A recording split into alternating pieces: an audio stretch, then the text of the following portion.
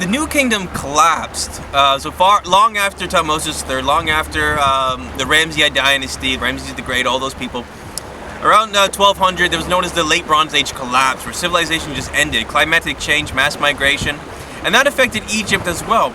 Egypt went into political decline, fragmentation. There were invasions by the Libyans. The Egyptians called them the sand dwellers, and the entire Nile region was fragmented. However, Pharaoh Sabaka emerged in the 8th century BCE.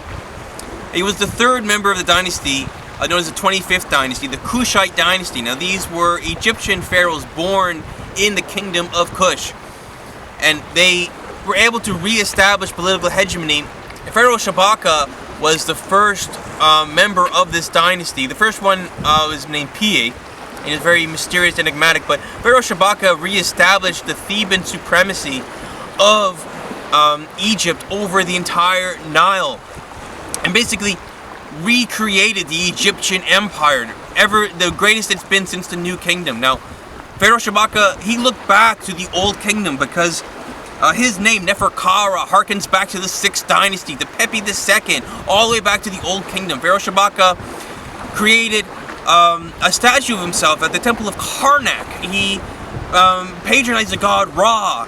He created the Sabaka stone, preserving the ancient, even by that time, considered ancient Old Kingdom text in Egypt. And Pharaoh Sabaka was one of the last greatest pharaohs of Egypt. And he was from Sudan, and his skin was black. To our eyes, we would have considered him black. As we've already seen, though, how problematic it is to project modern concepts into the past. But, like I said, to break down modern prejudices about who can do what in the world, we can see that anyone's capable of anything, of course. So, I just would like to translate for you Pharaoh Sabaka's Scarab, Victory Scarab. Now, this is my own translation, line for line. Unfortunately, the very top of it is destroyed, but you can look up a picture of Sabaka's Victory Scarab to get your own read through line by line. So Egyptian hieroglyphs, you always start based on the way the animals and people are looking, and you read down and into the faces. So we're going to start here, and we're going to go this way, right to left. So the first line reads, Nisu Baiti Neferkara Sara Sabaka Di Ankh. So Nisu Baiti means of the Sedge MB, references to the Upper and Lower Egypt. Neferkara, the beautiful soul of Ra, harkening back to the 6th century. The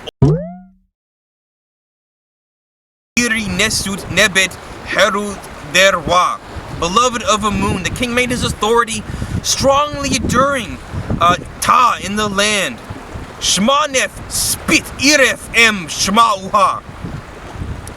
He destroyed those rebels, the Nef Spit, those rebels. Iref M Shmauha in Upper and Lower Egypt. Egypt was considered a state of upper and lower. Duality is a concept essential to any study of Egypt, the balance of upper and lower. Going all the way back to the Narmer palette. Check out my Narmer palette video for more. M Hashut Heb Shah Snoot Bedis.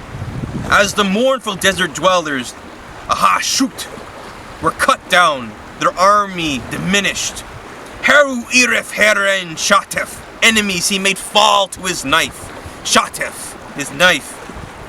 Hat Endes Nuem Skeranu, our foremost chief with the captives. And Der Wati Im Nenuher Irenef, he by himself subdued them.